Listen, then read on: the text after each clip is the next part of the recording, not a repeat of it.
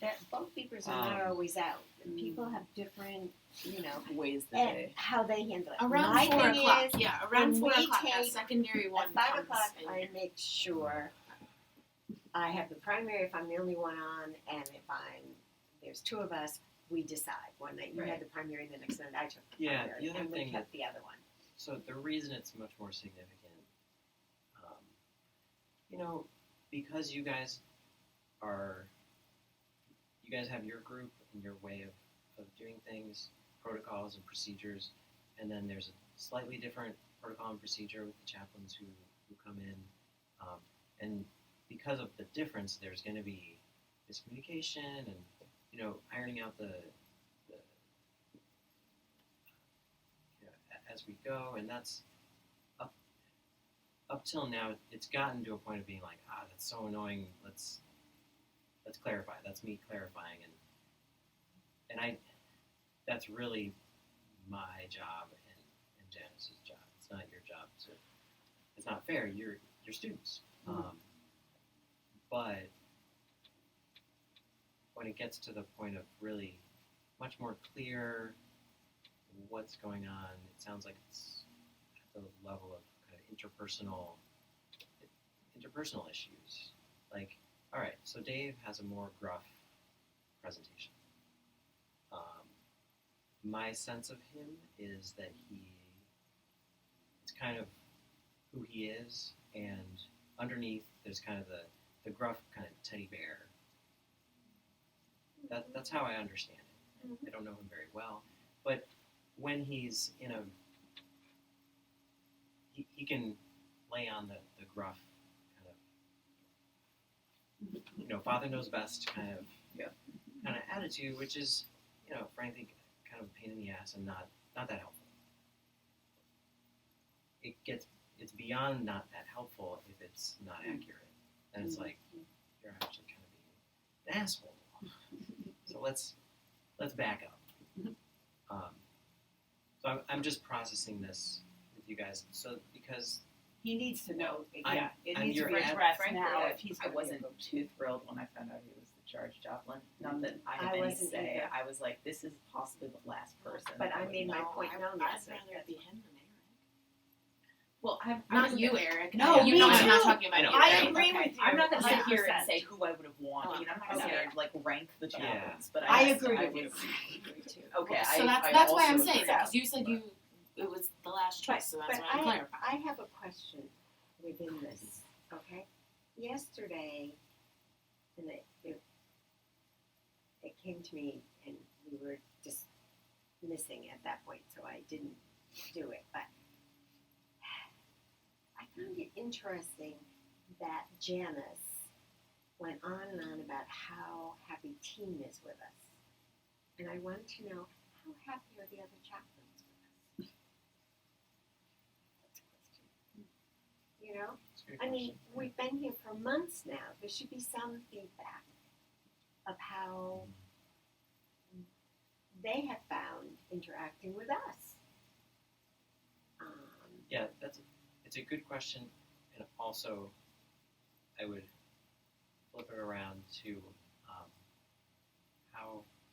how does it feel to not be to feel like you're not liked? I feel like that's an undercurrent. Yeah, How does it feel for you? I I don't Quite feel frankly- not liked, but I know that you do. but it's funny. It's Eric is one of them who I always feel like all I do is to stroke him. Yeah, me too. Me too. I feel the same way with Eric. I don't know that I So- feel. Yeah, well, I'll let you. No. And then, this is the second incident I've had with Dave. The first one was when I inserted myself floor style to go to ICU. And he let me go.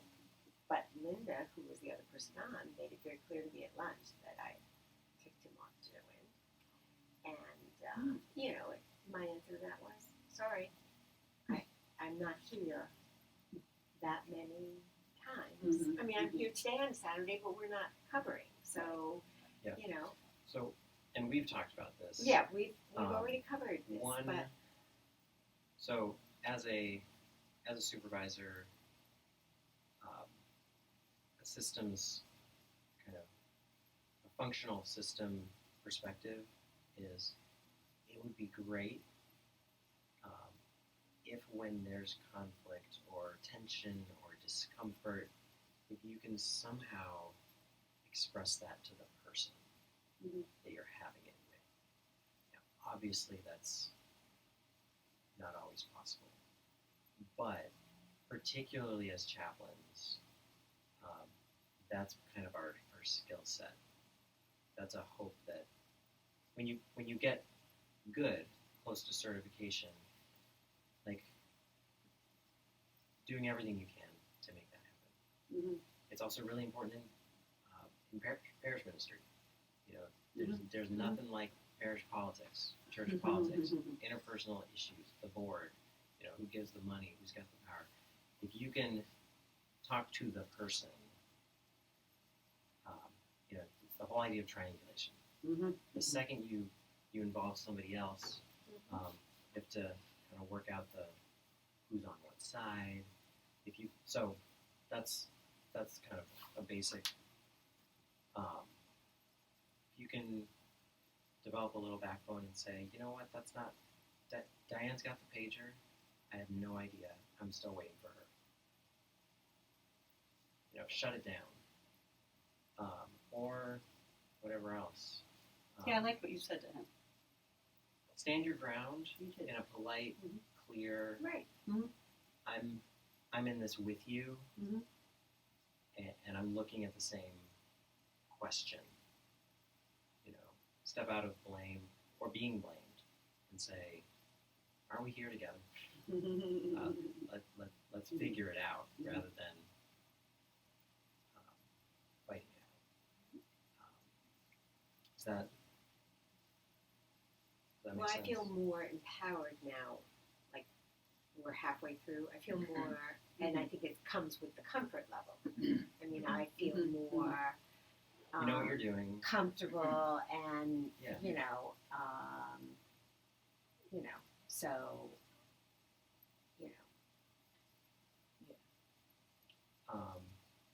Yeah, it's really too bad that we didn't get to hash this out a bit. I'm probably going to talk to Janice on Monday over the phone. I'm going to bring it up. I'm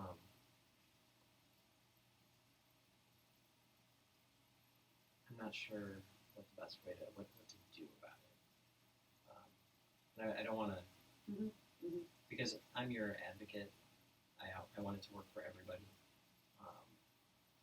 but I don't feel you have to bring it up. I feel I held my own. I mean, Okay, that helps a lot. It doesn't, the thing with the pager, it doesn't, I sort of blew it off. But yeah. in You the want- sense that it didn't, I'm so I glad looked at it and was like, yeah. okay, I'm glad it didn't affect you. Like you're not you didn't personalize ruminating it. over it. So that's a good thing. I But mean, it's, he needs to not do that. In that way. I do generally way. find his And if- attitude, and I don't know if this is and because if you I'm minimize, then it can female, but grow. I do find that I find him quite condescending to me. I don't know. You must just really like me. I find him, It's funny. I have a totally different relationship with him. I think he feels fatherly to me. You know. see, and that I think is why, because I don't, But- because I won't take that. I don't. Because No. I don't want that. But it's not a bad relationship, thing. so- No. I've talked to him about some things that Right, and then that's he a little feels weird. validated because you are saying, "Oh, I'm looking up to you, and I'm asking your advice, and I'm taking you as an authority But figure." it's And because never I'm been not an doing issue, that, though. But at least that's my read. He And jokes didn't you around go to with his me a group? lot. Was Yeah, he the one I- you went to group That's with? I Oh, felt okay. like I have been a colleague with him, and that he has helped. I got to shadow a group with him, and then did he talk with you about the groups? He said Eric, but he didn't clarify. So I thought it was you. It sounded Yeah. like he said that he talked with Eric. So Yeah. I felt like he advocated for me in a way to clarify that I wanted to do a Monday group, and that he was gonna, we talked through the details of that. So Yeah, I don't feel. I mean, Oh, no, I mean, I don't feel like he thinks of me as less. It's just that if I go to him with advice, he's happy to give it. It's like I feel like I'm bothering Eric if I go to Eric with, "Wow, this is what happened. What do you think?" or "How would you handle?" And the same kind of. Sometimes it depends what Diane's mood is. She can be a little negative. All right. Yeah. I wanna- now we've I don't moved want to that. kind of. Yeah. Yeah, but I mean, he never makes me feel like I'm bothering him. So, what I'm glad you're bringing all this up. It's really important. I'm gonna keep. I'll bring it up to Janice and. Well, It sounds like hold on. his pet peeve. I'll have a light touch with it. Yeah. Because I still think a lot of it is personality dynamics. Mhm. And it sounds like he bothers you the most. There's a little bit of stuff, but if you can hold your own, I think the best is for you guys to feel it out and to work it out. Mhm. And this is your learning too. Mhm. How do you? It's really interesting how you all have very different personalities, and Dave has I a. just disagree with the way We all have- chaplains, but We all that's- have a need to be needed on some level, and he's got a role he's stepping into that he's doing a favor. This is not probably his number one. Nobody wants to be a charge chaplain Mhm. in this situation. So try to step into what this might be like for him, as well as see yourself and appreciate your unique and move toward standing your ground and bring that back to the group, because this is quality learning Mhm. for working with people, right? How you fit in a group, Mhm. how you have needs and desires as well, and others are. And this is we're kind of in a weird place right now. Mhm. Janice stepping out, and so let's take it as a learning opportunity. If things strike you the wrong way, or just let me know quickly, because it's a lot easier if we are going to be able to. Ideally, something might come up when I'm here, Mhm. and then I can say, "This. I'm so glad we can all be together in the same place, because we're never that. Mhm. We're never together. So, how's it going?" That's how I would start that conversation, and then we would kind of air it out. Honestly, I think a lot of this is kind of slow build and awkward, because we never air it out, because we're not all in the same place at the same time. I have confidence everybody's here for the right reasons. We all have bad days, but if we all sat down, I think we'd come to togetherness, and we're different, but we're together. Mhm. So let's keep it moving. That's my hope. So let me know. Thank you for bringing it all up. Does that make sense? I'm glad I don't work nights. Isn't it? Oh, I don't No, I want to see, be Laura. I The like nights are nights. great because you only Yeah. overlap for an hour with them. Verbatim? You're And basically then, by yeah. yourself.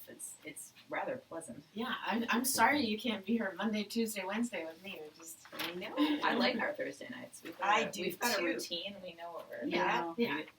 In a way, you guys have really different experiences. I know, Yes, I know. We Yes. do. Because You like all they're have never in the different- cancer center. I know, Yeah. it's I've totally been to true. the cancer So- center. Oh, okay. It's just really funny. All right. All right. So I thought I had presented this, but I think that's when my printer wasn't working, and I never got it printed here. So anyway, all right. So this was January 1st. It was New Year's Day.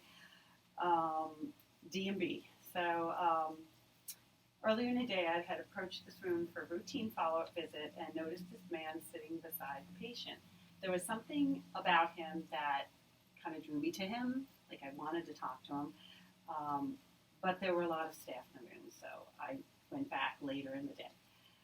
The computer said the patient was Baptist. Her husband was sitting nearby with the TV on, looking at her lovingly. And it was very peaceful in the room, and I sensed that maybe he needed to talk. The patient was barely responsive, but I could not tell that from the outside the room because of like where her bed was facing and the wall. So and she appeared to be sleeping. So, who wants to be chaplain? Oh, I'll be chaplain. I'll be family. Should I read parentheses? Sure. Hello, my name is Gina, and I'm one of the chaplains here. May I come in? His face lit up when I said the word chaplain, and he smiled and waved me in. Obviously, he understood what a chaplain is. Is Dee sleeping? No, she can hear you. You can talk to her. Hi, Dee. I would be happy to pray for you both for the new year. Would you like that? We would appreciate that. We need all the prayers we can get. She nods in agreement. How long have you been a chaplain? He asks. Actually, I'm one of the student chaplains here as an internship. It's a really nice thing you're doing. Do you like it? I really do, and am happy to be in this lovely hospital. How do you find it here? Well, I guess it is okay. I haven't been here too much lately, though. No, I haven't. Though I have been here. Really? What is going on? Dee came in over a week ago, and then she developed stomach pains. She finally went, though. It had been about 4 days. So you were here over Christmas? He nods. It sounds like Dee was in pain. Was that hard for you? Oh yeah, it was bad. But she is more peaceful now. How did you get involved in this kind of work? Well, I have always been interested in spirituality. I teach yoga and meditation and decided to go back to school. You know, we go to church. I pray, and actually we have 3 pastors at 2 churches nearby, and my cousin is a pastor too.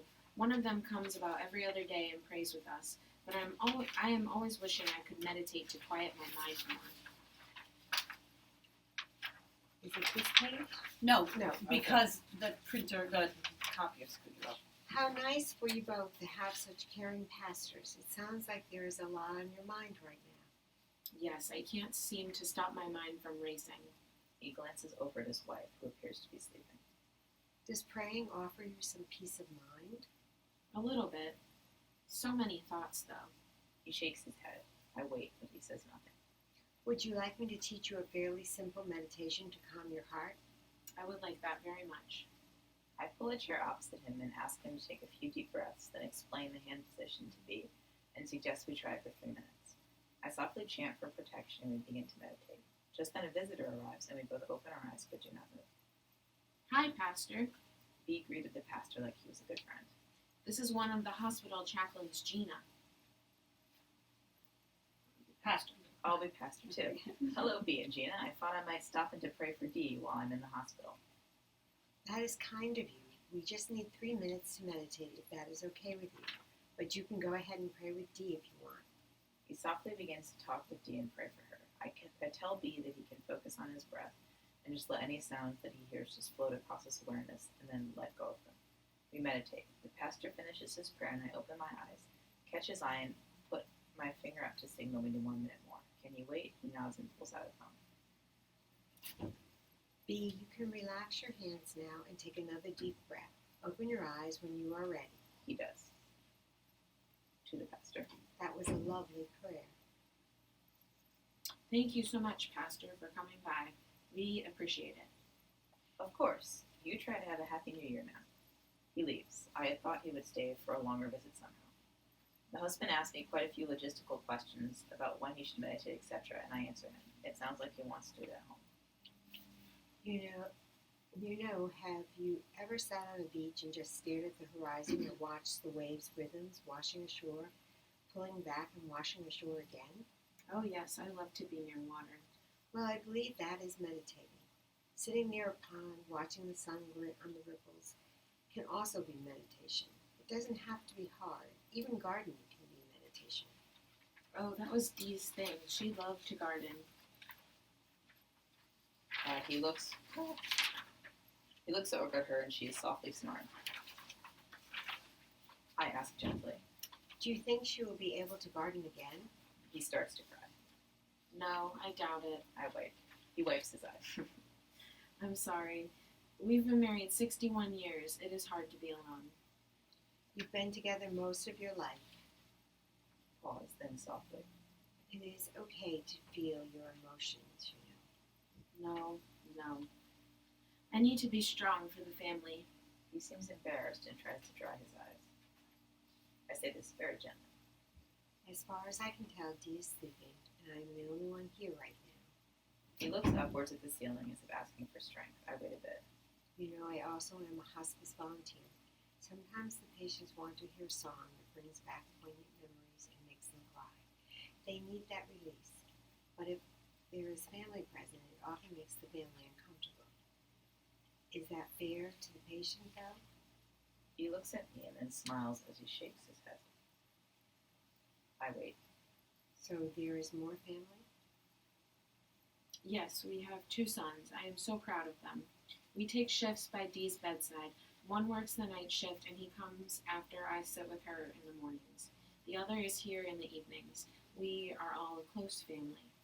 What a blessing to hear that they are helping you.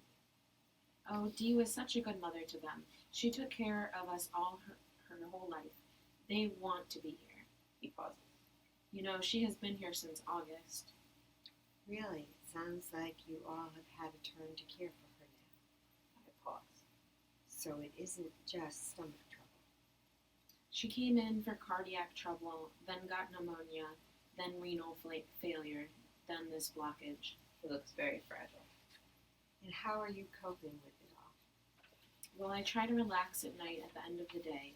It's so hard, though. That's why I want to try meditation. It is important to do whatever you can to find your inner strength right now. Maybe even visualize those ocean waves. Pause. Then I smile at him. Shall we pray for Dee now? He nods. She is semi-awake again. Dear Lord, please be with Dee and Bee and the rest of their family. Please give them strength to cope and help them to all find peace in the new year. Please help Dee to heal if that is your will, and let her feel her family's love. Give them all hope, and may they know the grace of your presence ever with them. Amen. So, the analysis. Theologically, I felt that this couple would have been fine if I had used scripture with them, but I didn't have anything memorized, and I figured one of the pastors might be doing that. They were both grateful for my prayer. I think this comfort does find comfort in prayer, and that their faith gives them the hope they have. But I also sense that the husband is starting to realize he probably won't get well, and he was grappling with that. The tears probably were an acknowledgement of his fears, but he also feels a responsibility to stay strong for his family, and that crying went against that and made him extremely self-conscious. So the critique of what I did. It felt difficult at the beginning of the visit to engage with this man because although he seemed happy to have me come talk, he didn't seem to want the focus on him. I was trying to ask more open-ended questions, but he just kept asking me questions, and I wondered if he were avoiding discussing his own situation. Later it occurred to me that he may have needed to know a little about who I was before he felt safe to open up to me. It really was a surprise when he told me his wife had been ill since August, because he totally didn't disclose that till like near the end of the visit, you know. He made it sound like it was just stomach trouble at the beginning. He made it seem like a recent event at the beginning of the visit. I felt like I had to drag information out of him, like he was a very private person. Even though he mentioned he wanted to learn to meditate, I didn't jump on that right away because I wondered if he were just trying to make small talk, or if he was just trying to be polite. But when he repeatedly told me how difficult it was to calm his racing thoughts, I finally suggested it. And he seemed glad to have another tool to cope with his own mental health. I realized later that maybe it was a bit bold of me to ask the pastor to wait 3 minutes, but he seemed fine with that. I could tell how much his visit meant to the family. And a spiritual assessment. I wonder if I should have asked this man if he reads the Bible or maybe a daily devotional to help him focus and calm his mind. And I should have also asked him what he was fearful of or if he believed in an afterlife. But he seemed so fragile and private that I was kind of afraid to go there. Still, I did wonder if he had some doubts, although his faith does believe in an afterlife. I think he couldn't imagine his life without Dee, but was afraid to even think those thoughts. Like, I think he was afraid to go there. The visit was powerful, and I just hope that his crying did give him a little bit of relief.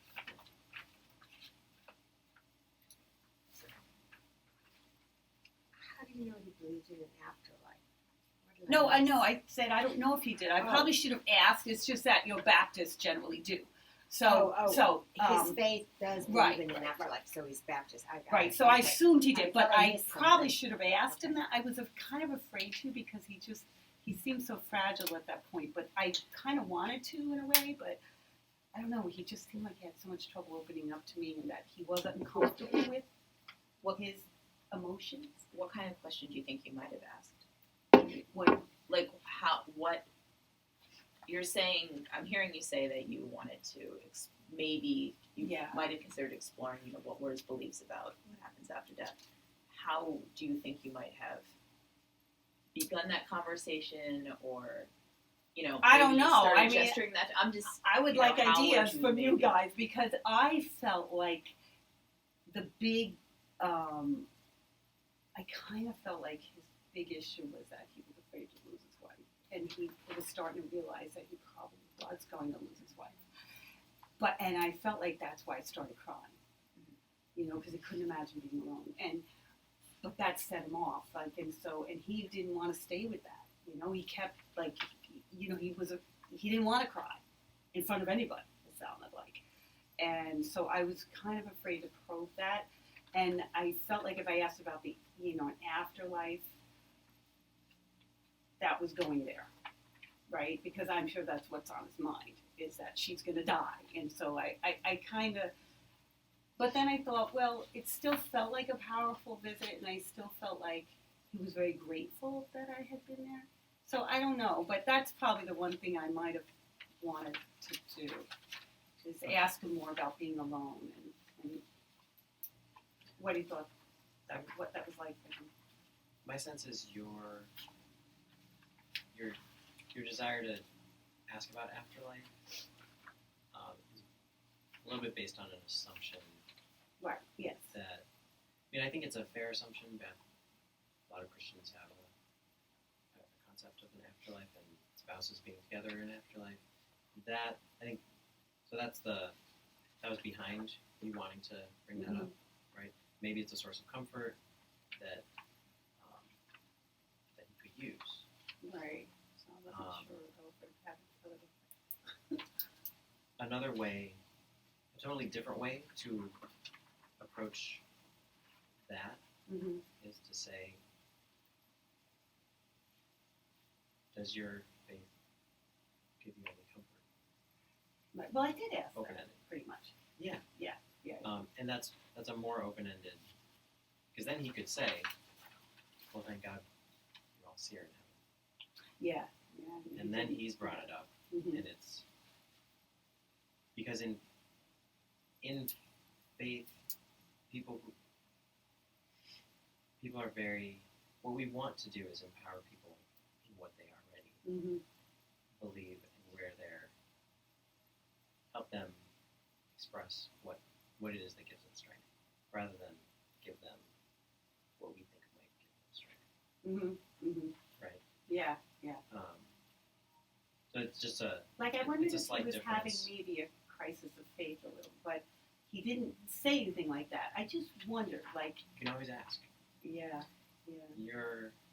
You're kind of I probably tiptoeing. could have. Yeah, I was tiptoeing around. I really was shocked when he started crying. Given the situation, I totally understood it. And I felt comfortable. I was fine with it, but he was obviously not okay with it. Do you feel like the crying kind of shut off conversation then? On his end. Yeah. I felt like okay. they kind of did. Because I guess They when I kind of did, because yeah. they kept saying, "Oh, he kept apologizing." I think even apologized more than I put in there. Yeah. You know, he, I was just trying to give him space.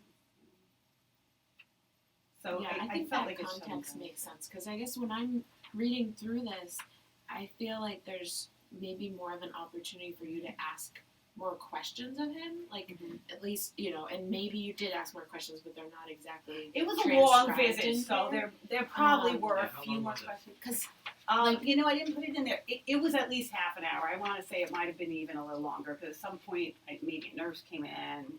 I was doing something with Dee, but we just kept talking because it didn't concern us, And then the pastor, I don't know, someone came in to take the tray. I mean, I'm thinking it was at least half an hour. It might have been more like 35, 40 minutes. I can't remember exactly.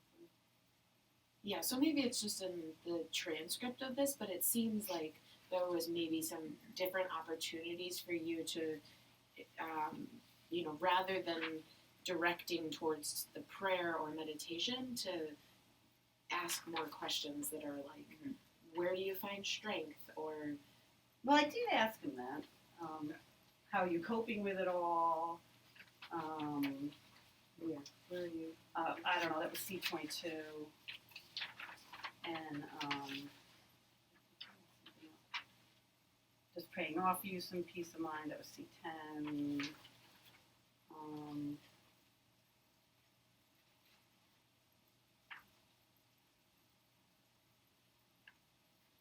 So maybe C23, he has just said to you Mhm. that's why he wanted to try meditation. You say it's important to do whatever you can find your inner strength right now. Mm-hmm. You didn't ask him. Maybe at that point you could have said, where in the past have you found your inner strength? Where does that come from? You could have turned it a little bit there maybe. Mm-hmm. But I'm curious in C18, Yeah. why you feel the need to tell him you're a hospice volunteer. Yeah, because can I just piggyback Sure. on that? Okay. It to me in the flow of the conversation, it kind of comes out of nowhere. It feels disconnected, and then it feels like it turns the conversation away from. Well, Perhaps. it was about the crying. That's Yeah, no, I see So that. it was telling him, I was talking about tears, and that tears can be helpful, and that he was so worried that he could never let his family see him cry, but I'm not family, first of all. So maybe he just thinks that nobody can ever see him cry. Because I understand that, So but it's just unclear to me. Because then you bring up the song, and I don't know. It seems like maybe there's another question or another way into the discussion of tears that possibly could have been more. it felt like he got it though when I said it. He didn't. He did get what I was getting at. At the time, I mean, maybe I didn't write it that well. I don't know. But I feel like you diminish your being a chaplain by saying you're also a hospice volunteer. Oh. That's gives you more credentials or something. You don't need them. Oh, well, I probably didn't have to mention it. I could have just said something about song. maybe I should just left that out. Yeah. Okay. And just I feel like you can stand on the fact that you're a chaplain. Being a hospice volunteer, right. that's way below chaplain. I know, but it. Good to go as a chaplain. well, and it's Also just need to be a it's an volunteer. unnecessary personal share. You Okay. can just say, but also In my don't, work. don't And that overshare. just, Yeah. and that's Oh yeah, in my in your work. work. Yeah. Meaning it doesn't That's good. matter which work it was. I mean, when I say that, nobody knows Right. what work it was. In my previous work. Yeah, my 3 previous lives. Right. But I think, Okay. I don't know. This is the impression I got. No, that's was good. that You were both got it. trying So. to Mm-hmm. say that you had this knowledge, Mm-hmm. and you do, Mm-hmm. but I think you got to credit yourself differently. Okay. You don't need to do that. think this relates a little bit to the beginning where he says, how long have you been doing this? And you say, I'm a student chaplain here on an internship. I wouldn't say that. I mean, I know he has asked you how long have you been here. I know. And I just, it feels like a disclosure that doesn't need to happen. I mean, I think you could just say, I've been at Griffin since October. That's what I say. Okay, And that's what I so say. I'm not lying. I'm not It's true. saying that I'm, but usually they're asking, and I just say, well, I've been here at Griffin since, and And that's been exactly enough to what- suffice it. That's exactly what I say, Yeah, because that's it's good. not saying, That's good. and the first time I started being a chaplain was October, Right, but right. it's no, saying, no, no. I've been here since October, maybe I've been at 5 other hospitals before this, maybe I've never had done anyone ask. something else. That's just enough. They just want to know Nobody how long wants you've to been know. here, Yeah. kind Yeah, of thing. yeah, And so I That's say, all well, they I've care been about. here since A lot of that gets October. to your authority. Right, Yeah. right. I know, Absolutely. I know. We talked about that. And so the same thing they were just saying too. Yeah, it's all kind of there, I think. Good. All right, good. You guys are good. You're calling me on it. Good. You got it, and you want to move on. Yeah. No, it's Is fine. that why I you're- mean, is that- I wait a minute. Is that why you're laughing? yes, because it's like a private joke between us because we talk about this at IS. So, and you guys just got it. Well, because what you, It's good. It's But good. when you Because I laugh didn't like see that, it. you're I didn't diminishing see When it. you laugh yourself. like that, I feel like we're making you nervous. No. It's just like I feel like it's a It's private joke between him and I because we always It can be a talk private about joke. that. And it can be okay to be nervous. Mhm. I don't really feel nervous. It's just something I didn't see. So I'm like you're pointing it out to me, and it's like, oh yeah, well now it's obvious, but I didn't get it. sounds like a little bit like nervousness to me. Yeah. A lot of learning in CBE is learning in the midst of discomfort. Yeah, I mean, every time you don't see something, And it's like discomfort. Oh, how And anxiety is a natural, it's a natural human kind of reaction Mhm. to being uncomfortable, to being corrected. There's a little bit of we're correcting you Mhm. dynamic, and it sounds like the laughter kind of deflects. And can you, what might be an alternate from your yoga practice when things get uncomfortable or discomfort? There's discomfort. If you see someone experiencing that in a yoga class, how would you walk them through that? I'll do the breath. How so? Like, walk me through it. I'd probably just, ask where you're feeling that and what is your breath like right now? Do you need to, is it possible to deepen it? Can you do that at moments of, call it agitation, if not nervousness?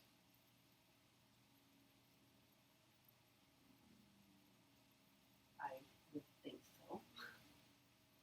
Like right now. Yeah.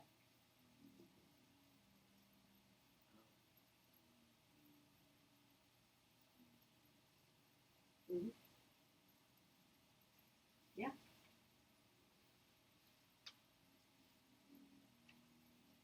It's funny because you guys love to talk about anxiety, you love to talk about nervousness, but I have to be honest with you.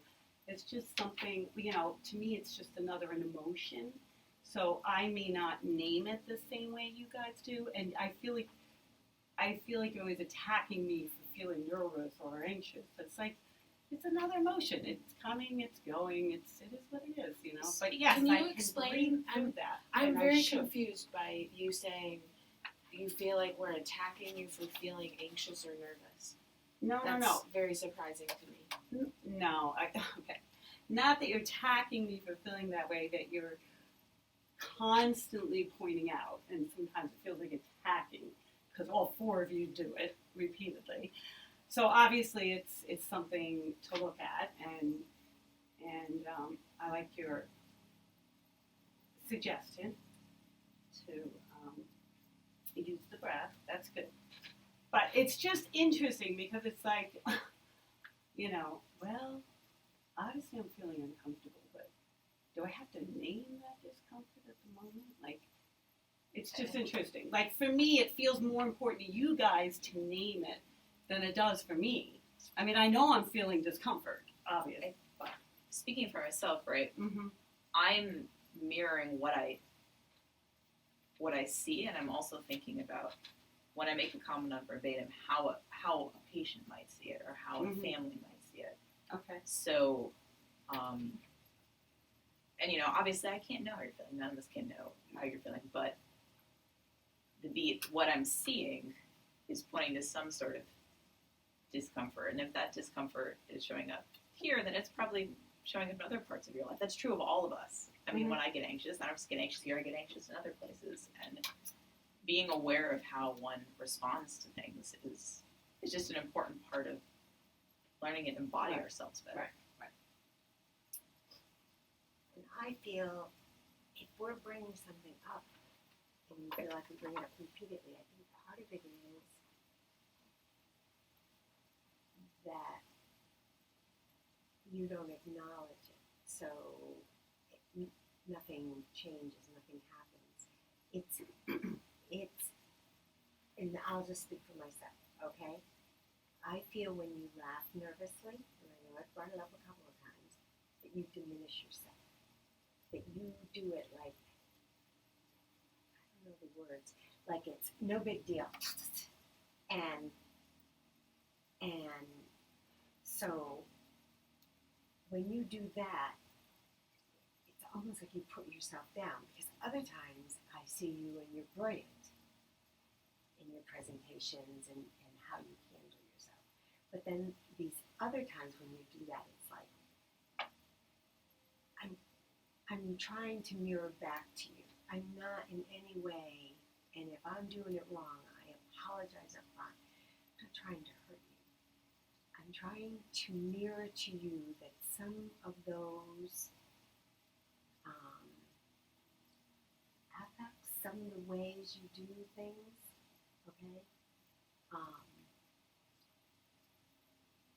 make you look less than professional at that moment. And so to me, that's a put down, and I want you to know that only because I don't want anyone to ever judge you on that, because the other side of you, the professional Gina, is brilliant. So, but I'm afraid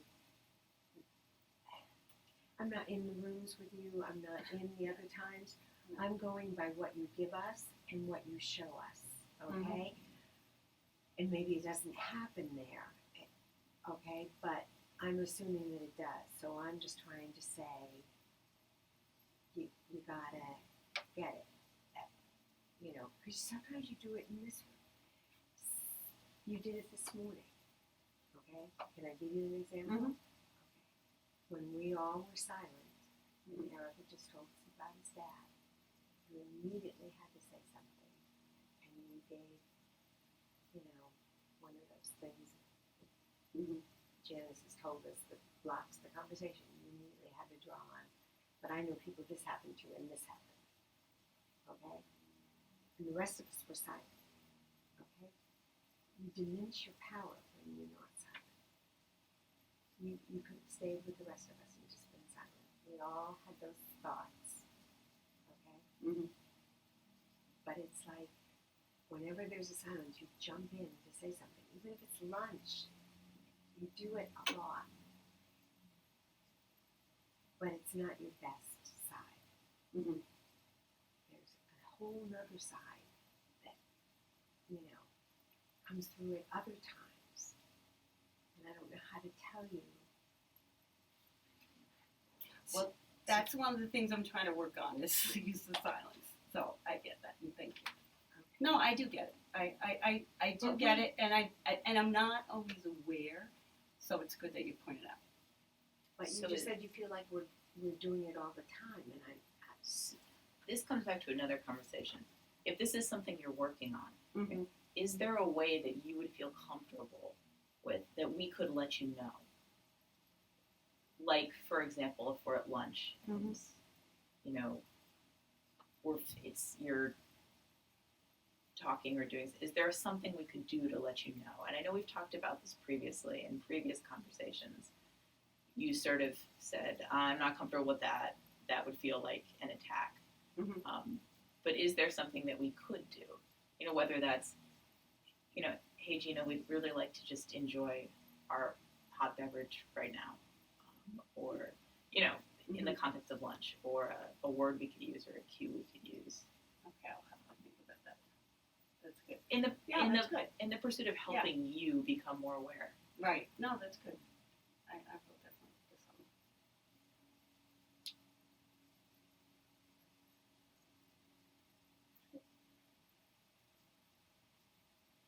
Would you like to get off the hot seat right now?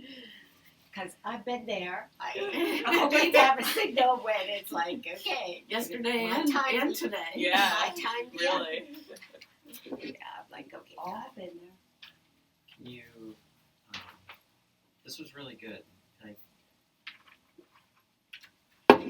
this is hard work.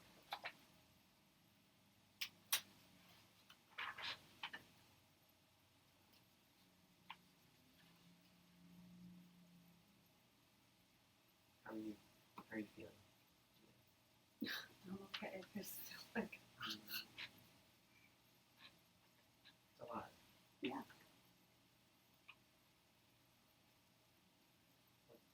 Is it sadness?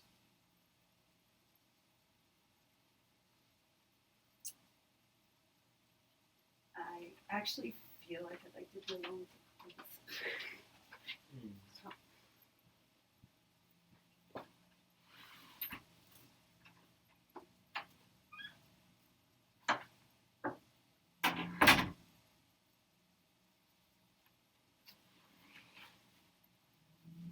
I go too much.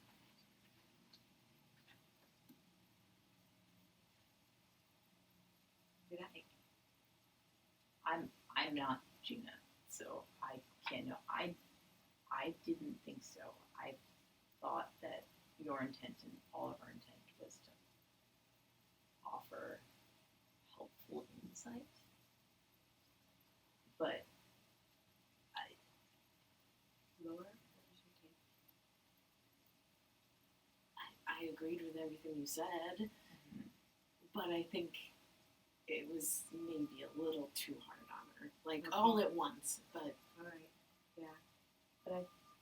but I also think this has been building up since November. So and I thought you did it in a very Yeah. loving way. Yeah. I mean, I think that very you- loving way. you were the best person to say what was said.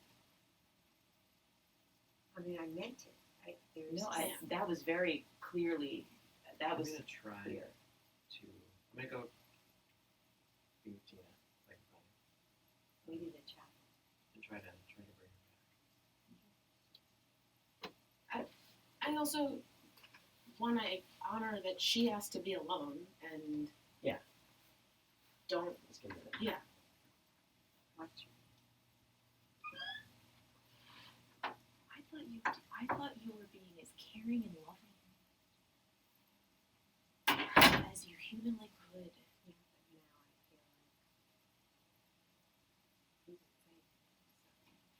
I feel like I thought it was beautiful.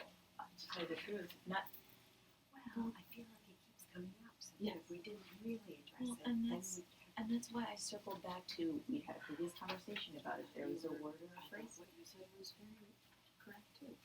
And the thing that was in my head the whole time was her criticism of me in our mid unit, which was that I don't talk during her verbatims. And I thought,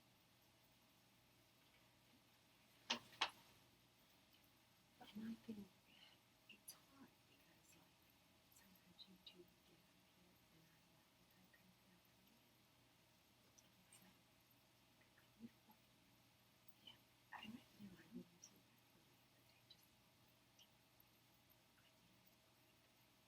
just. I have all my other things going on in my life too. And it is a problem. I can guarantee it's a problem in her visits. Well, at the beginning of it, I was totally his book. I don't worry about you.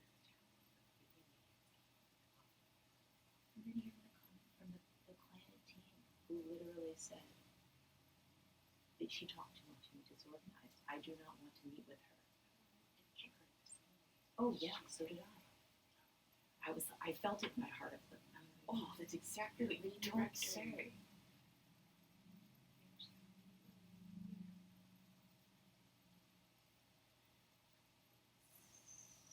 Is this supposed to be the same place? And I don't think I'm gonna play the she needed so much attention at lunch yesterday. She kept telling stories, and she literally said to me, at one point, I pulled out my phone because I just needed some quiet. And so I was just looking at you. You need to pay attention for this one. Oh, I think sometimes I go take a walk. I'm just like, read that social cue. Yeah, you shouldn't feel bad. I think No, that you, I don't think you should. it was a very really, tough really task to take on, and yeah, I think you did right. I do not perceive that any of us are intending to gang up on her. No, I can see What? that. I think she's right in that.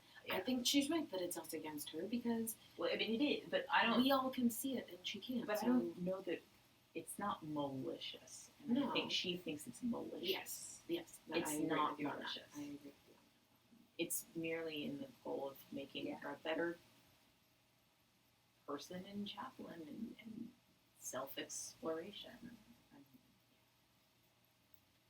It's uncomfortable. No, that's why I said, get out of the hot seat now. that. Yeah, I thought that Trying was to, a nice way yeah, to deflect I it. thought that you you know, because I, I've been there. Yeah. I I thought we were After a laying too while. hard into you when we've earlier and yesterday at certain points, and so it's hard. And I certainly, you weren't here, but we did my verbatims, and I felt like I was getting laid into Oh yeah. hard. Yeah, it wasn't. It ended up being more about ethics because I met a patient when I went to a church, Oh yes, you told me and, about that. and Yeah. so and it was fun. But you know, you're on. Everyone's asking you questions. You feel like your abilities are being called into question. Right. Yeah. That's just but that, I thought, this is part of the CPE thing, this is part of the Yeah. Oh, is it locked? personal with the, no? I don't know where.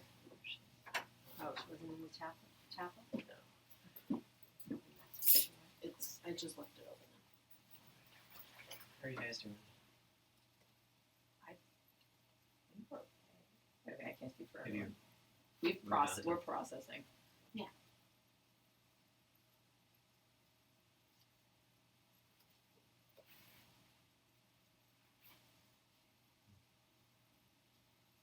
I genuinely do have to go to the bathroom. I'll be right back.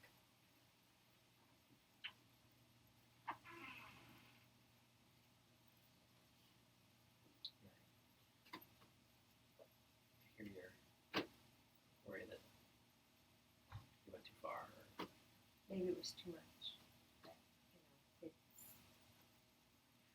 but that's why at the end I said, do you want to get out of the hot seat? I mean, I can also feel for her, and, but I still mean what I say, and it's that we all have to get to the end. And we're, I want her to know, but I get concerned when she thinks it's three of us, because she's brilliant sometimes. She was brilliant in the prayer service. I mean, she can be so much, but there are other times when you can't get her to respect the silence, and we're having trouble with that. Yeah, it's And we tried, so, and she was the one who opened it up by saying,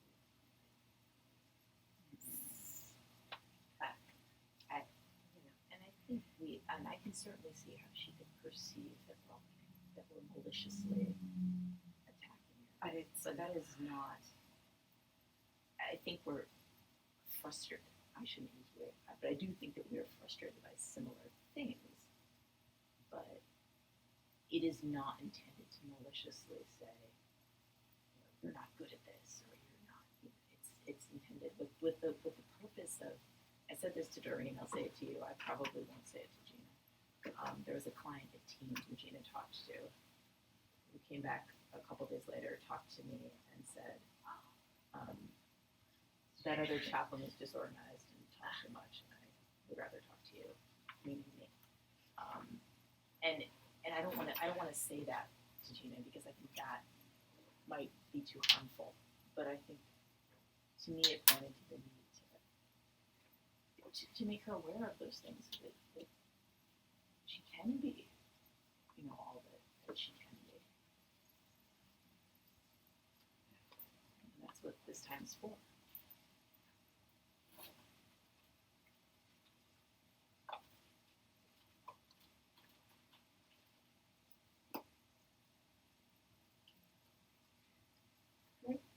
It's all Cute little bike. Oh. They were there It earlier. was just there, yeah. I mean, it just left.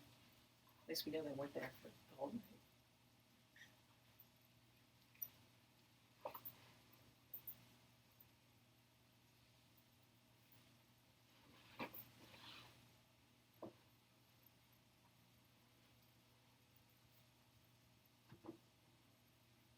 I just texted her, are you okay? Did you take her phone with her? Probably. Yeah.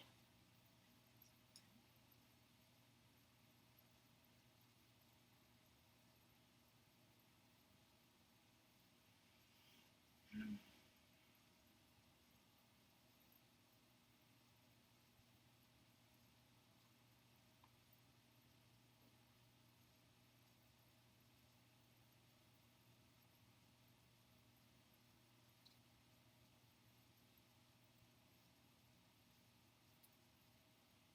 the options to break for lunch.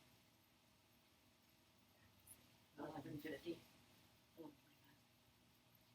Which is you would do the ice. Yeah.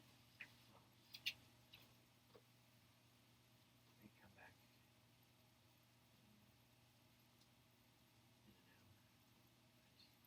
I can tell Jean. Well, I guess she probably doesn't have a phone. She'll come back. Yeah, she'll come back. She'll come back. So yes, she's gone forever. No, I mean, she's doesn't strike me as the person to hide for the rest of the day. That she'll.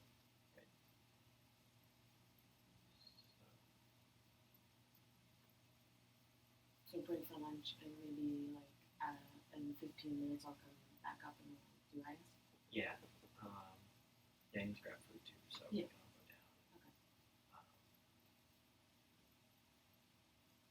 I think I'll just leave it. It's only 15 minutes. I'll leave it unlocked in case she comes back. I'll put a note.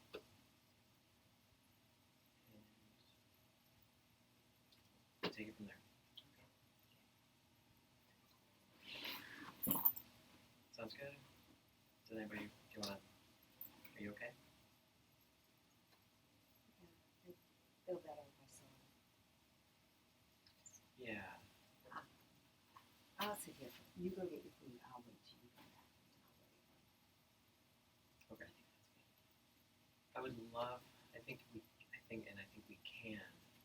be great to be together and to work it out sooner. Because I think it's really significant for everybody. So, if we run into her, just what I'm hoping. But I'll see you in, I'll be right back.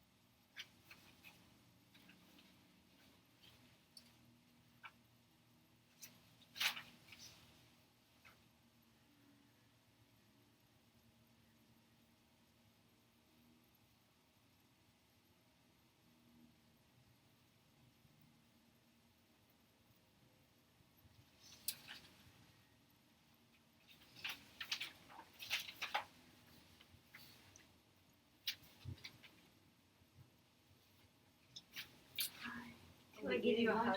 Yes. Please. I need one. Desperately. If I wait. Oh, you're so sweet. Not always. Yes, you are.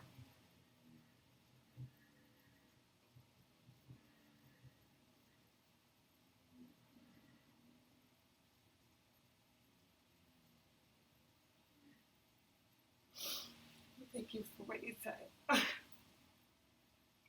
You're brilliant. I know, Okay. but I know that you are trying to get to that. Thank you. I know, it's hard. I know. It is. Believe me. And I worry all the time about, because I know inevitably stuff's going to come up and everybody's going to be like, oh my God. You know, with me. And I'm like, you know, we are who we are. And what we're doing here is to work out the best in what we are I know. for this peace in your life. So if you talk too damn much sometimes, that's the only thing I want you to stop. Use your silence a little bit more. That's all we're saying. We know you can do it. I know. Because you do all those other good things, all the, you know, mindfulness. And I still haven't even had a chance to tell you, because I had a 15-year-old who was screaming in pain. And I tried to do a visualization with her, but I didn't do it well. And so I wanted to just walk it through with you. I'm not doing a verbatim on it, but I wanted to talk to her about how else, because she was 15. Yeah. Well, and she's in the ED. She fell off a pyramid, cheerleader. She was at a competition, so her mother was 2 hours away at home. So the assistant coach was with her, and she was with her for a while, so they asked me to play. So scream, get ready. I can't take the x-rays, I can't do anything until we get my mother on the phone. I'm trying to calm her down. I started with breaths. Because she was hyperventilating. Oh, a little yeah. bit, you know. So you But need then, so, you know. Did you stop the hyperventilating? Yes. Okay, Yes. so you were successful. For that part, yeah. And then I tried to get her, you know, 'cause she would start crying, and I couldn't get her to talk. So then I tried visualization. I said, go to your favorite place. I didn't ask her where it was. Okay, that's okay. You know, visualize it, da-da-da. Mhm. And the next part, I said, take anybody you want there with you. Who do you want there? She said a boyfriend. I said, Okay. okay, so now your boyfriend's with you. Okay. You're in this special place. I mean, I don't know what else to do. So, That's okay. you know, so I kept going like that, you know. That's okay. You know. You So- could have given her a place if I it's, guess, well, but if at it's if you're 15, trying I to do didn't know. visualization. At No, I know, 15, I didn't know, know I know. if I, you know, my idea of a nice place and a 15-year-old. I'm sure are two different things. Yeah, she Exactly could be at on a the club same for you. page. Well, that's why I didn't ask where it was. I really didn't want to know. If you get my drift. Yes, And yeah, then when she yeah. said she took the boyfriend with her, I was like, okay, I'm monitoring from afar. So So- we've had our hug. I'm going down to lunch. I think we're gonna try to Do lunch. no. Oh, We're gonna try to come back. okay, They're on their way up. okay. With their lunch? If that's okay. Oh, it's fine. Are you sure? Does the focus still have to be on me? Okay. Well, it'll be on the group. I kind of, if you want to come back this at the end of the day or another time, I just don't want it to be now. Because it's complicated and I can't figure it out and I need to have a lot of time alone to figure it out. So I can't really, I always was like that when I need time to process, I think. So. Would it be helpful just to have you and me? We have a whole day of class. I don't even I don't know wanna if leave you right where now you that's are. good. I don't know if that's good right now. Do you want to get some lunch? Well, I'm not really hungry, but so I don't know. think I just let the focus be elsewhere until I figure out what it is.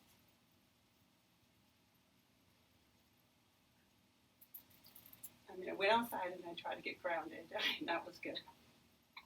But you know, I want to care for you, as well as there's so much for all of us to learn I know, in but this moment. And I believe, but I can't really. You know, believe it's I safe. don't. I believe it's safe enough to learn, but I also want you to feel safe. I think what I'm feeling right now is that I feel safe with you, and I don't know about those two at the moment. It's not, probably not even Liz. No, Laura. I don't know. I always feel like there's a little judgment there. But I'm not ready for it. I know.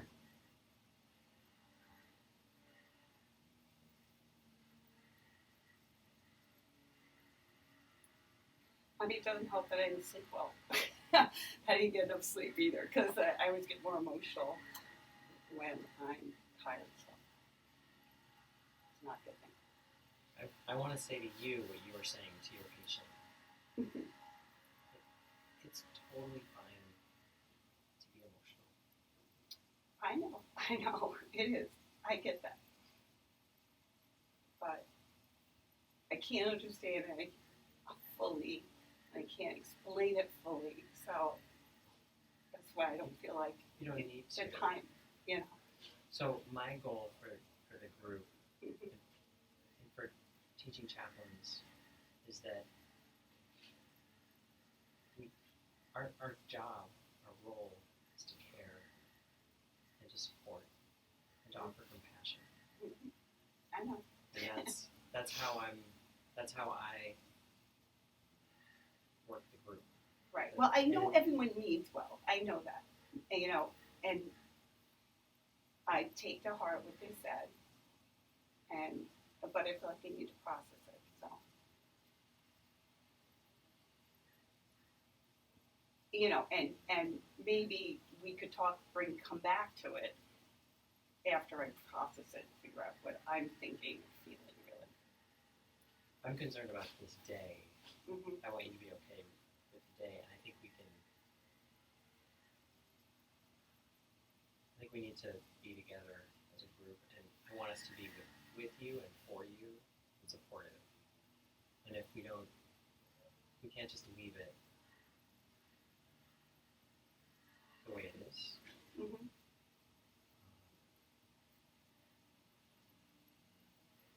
But do we have to beat a dead horse for the moment? Because it kind of feels like that's where I'll be. And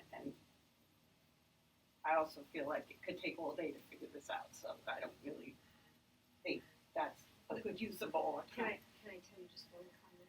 Just so you know, it was Laura that told me No, you didn't go too far. But I didn't feel like you went too far. I really didn't. But I just I wanted heard you what to you know said. she stuck up for Recognized you and said to me it may have been too much when you left and the airport departed you. No, I think what asked them- Liz said And was too far, Laura was like, actually. I want the group to do this together. Yeah, but I don't really, I don't want it to be a long drawn out thing today. It's just not what I want today. I told you, like, not myself, I'm tired. And I feel like we have a million things to do.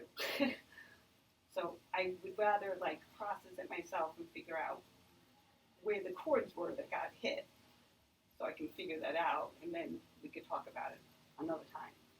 If we stitch this up for now, we'll come back to it. I think this is the heart of why we're here. And I don't want to be a dead horse, but I You also sure? Are you sure? Yeah. Okay. Yeah. Just checking. Yeah. Just checking.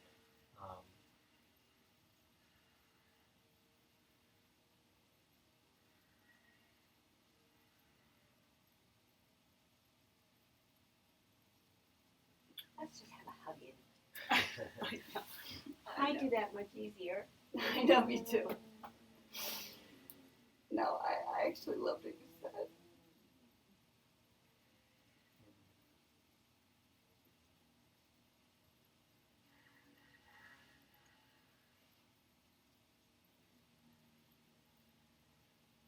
That's beautiful. I know Kate's a beautiful place.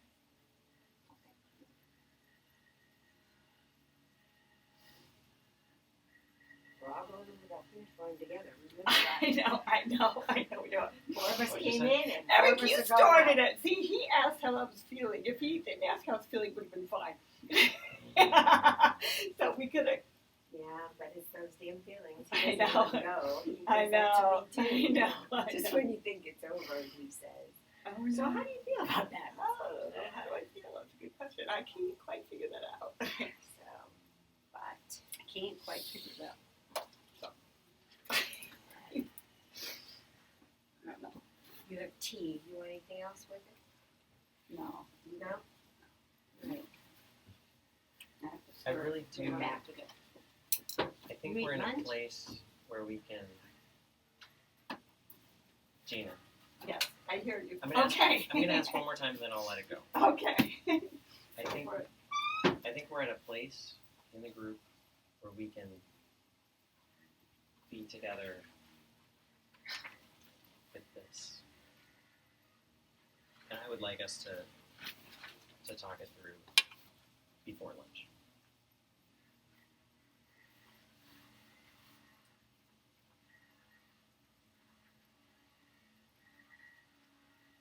Can we put a time limit on this, please? Because I feel like it could be all day. It will not be all day. You promise. I would say 45 minutes Top. tops. Okay.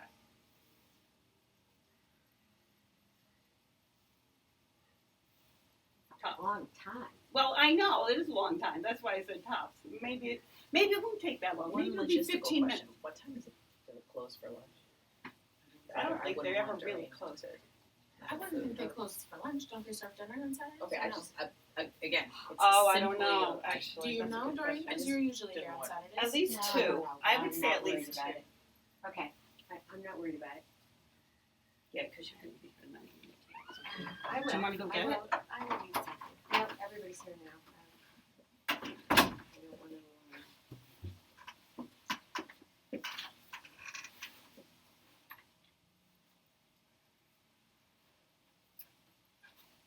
I told Eric he started it because he asked me how I was feeling.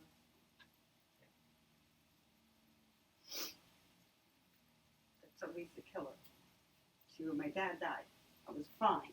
I would be fine, and if someone called, how are you doing? Forget it. You're okay until someone asks. And means it. You know, to me, that's what we do as chaplains. There's the ones that open that floodgate. Yeah.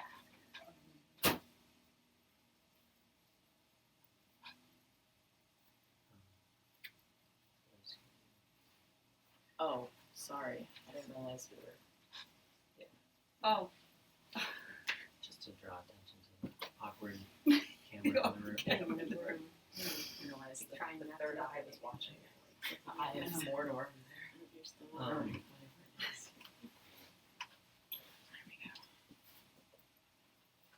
I want to start. Well, thank you for Good plan. Keep that close. Yeah. Just in case. I mean, thank you for what you just said.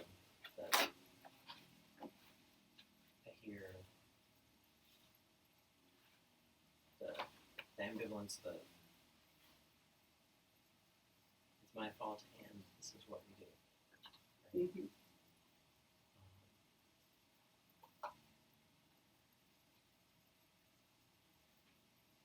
And thank you for. I see so much strength in you right now. That's what I see when I look at you. That's good. feel more vulnerable than strong, I would say. I do see strength. It's a good thing.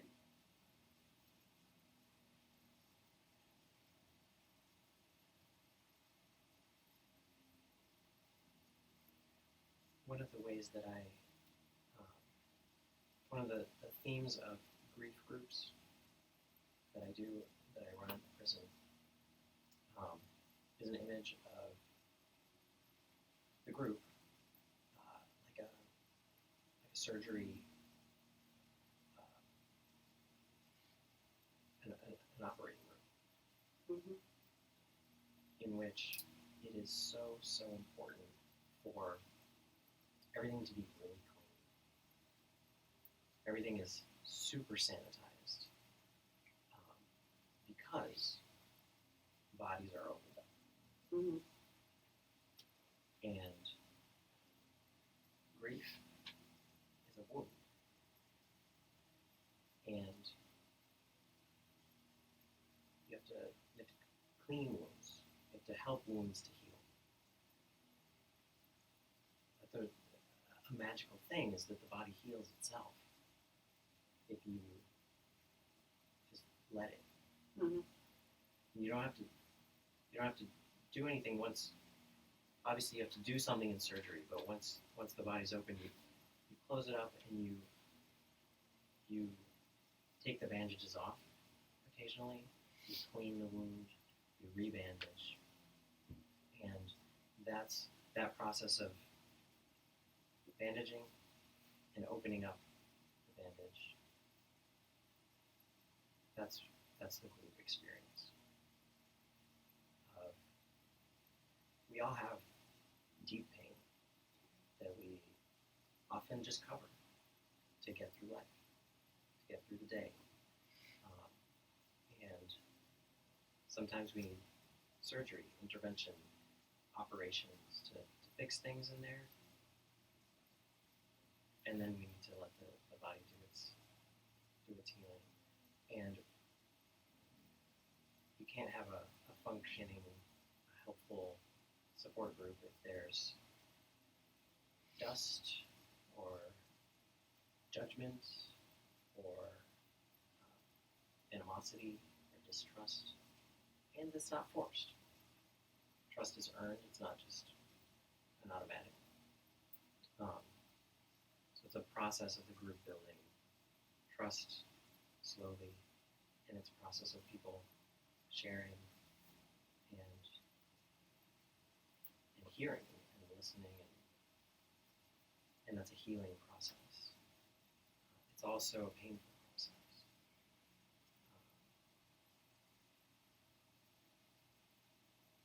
So can this be that kind of group?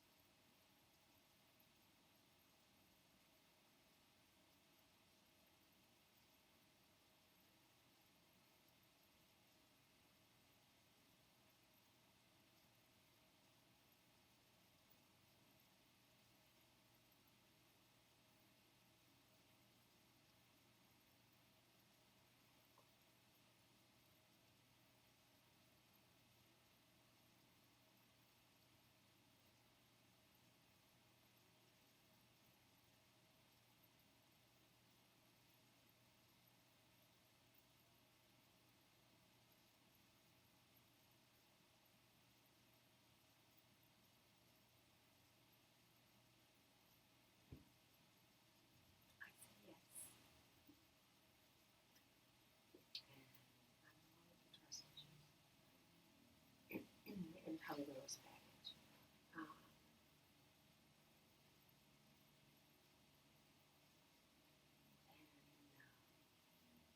It's strange that you use the operating room yesterday, the difference between a wound and a scar. Mm-hmm.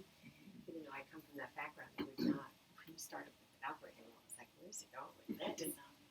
Yeah, that was like, but yeah,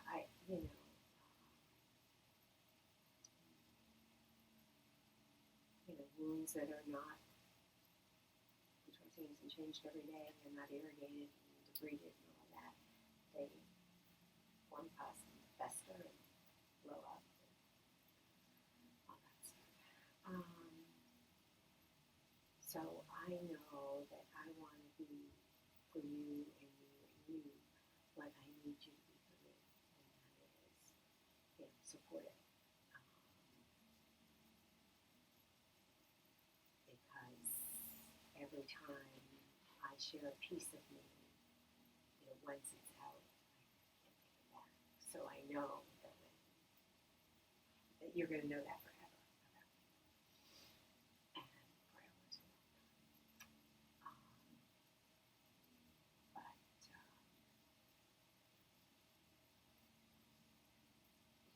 I am now starting to feel the strength of the group, and I was very intimidated in the beginning because you're just about done, and you're in, Yale. I mean, when you tell your students don't worry about their grade or what school they get into, I'm thinking that's great, but you're in Yale, so it's a little hard to take. I mean, it's like intimidating, and you're in Harvard Seminary, so I was like, then there's three, so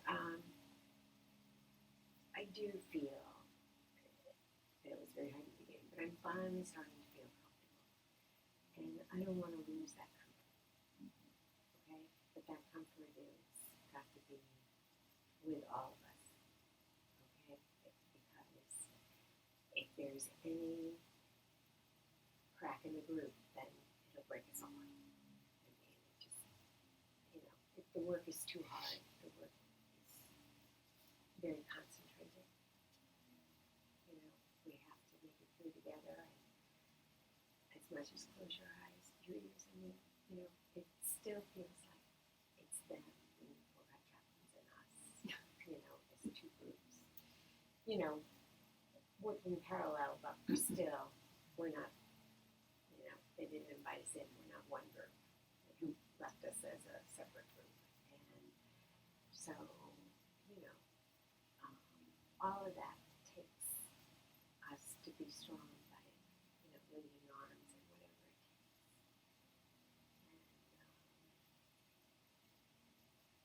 And, I want you to know that I care deeply, and,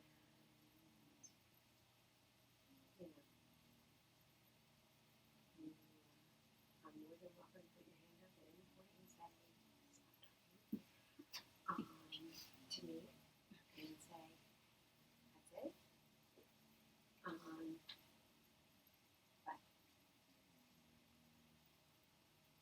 us to be strong for each other. Yeah, I think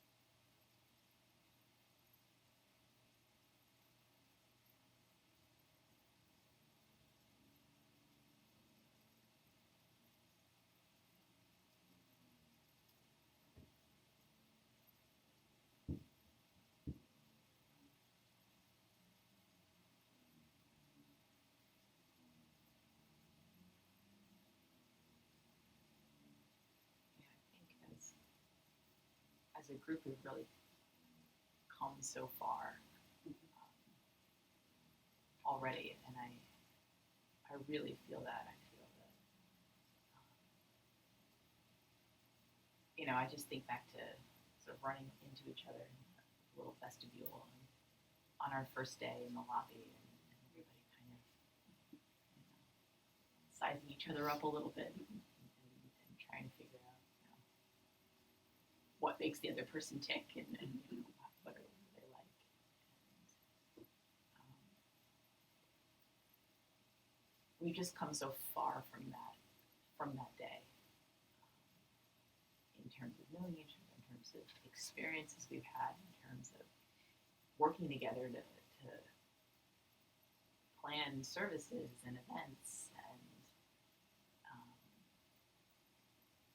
and we're all so different, but when all those have come together, well, those are the things we've planned, the things we said, we've pulled off some really amazing things from contributions from everyone that no single one of us could have done alone. And I'm constantly struck by that everything we've done together has benefited from some piece of what each of us had to offer. And I think that speaks to how we're growing individually and growing into each other. And to lose that would be, I don't think we would all get to the end together. And this is also discernment and growth for all of us. None of us are perfect. None of us really know what we're doing. Push comes to shove at the end of the day. So being able to hold each other's vulnerabilities and affirm each other's strengths and hold those both up for each other is really, I think, really important, as we've been doing, and as I hope we're able to do going forward, and that I certainly would like to affirm to that trust and that mutual holding and mutual support as we continue our journey. So I'm in.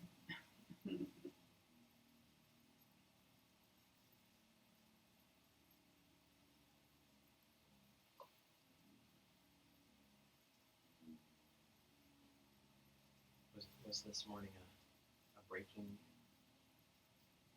crack? The word you used. I think it could have been. I think it's like, the pottery wheel and the piece of pottery is going around, okay? But it's still being formed, okay? So we have the ability, okay, even though things shifted. Still in process. Right. We can still manipulate it to the shape we want, okay? Because the finished product isn't done yet, okay? If it was the finished product, Eddie Craft, we'd be up the creek without the paddle. But it's still being formed on the potter's wheel and being molded. And it's being molded with God's hands, not any of ours. Mm-hmm. So, we're not even sure of the final shape yet. So this was just wheel threw it to the side a little and it got misshapen, but I can see God, working on it. So it'll be some beautiful product when it's done. But Do any of these images resonate with you? I like the Yeah.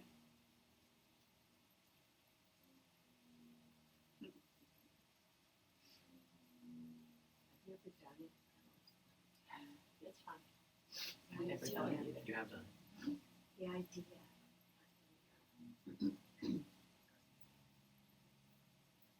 I did it once. And every time I took a class, the stupid wheel was broken after that. Oh, no. I know, so it's like one of those things. What I meant to do this by hand. The hard way.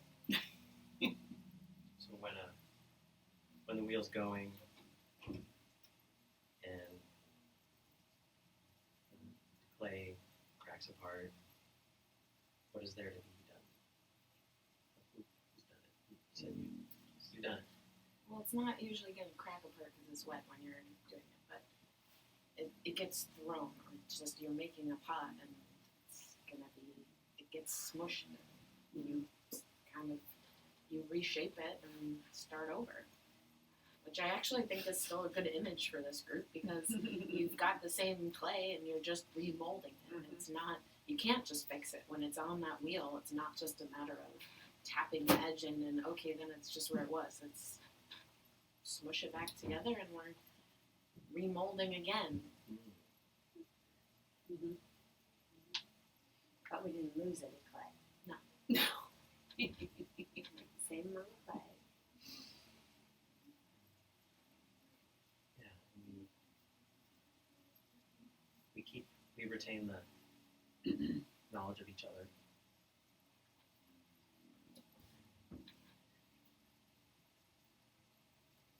So what is the clay mean right now?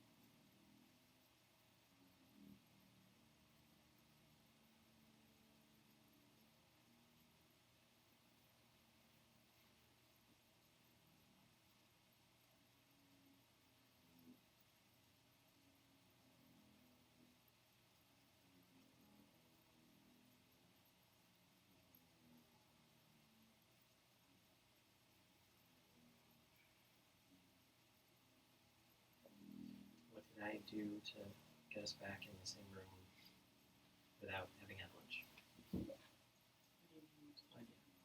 I don't know. I'm curious what. Well, I mean, I personally feel that right now, probably, and everyone, this is just me, my personal feeling is that we're possibly running the risk of like overdoing it,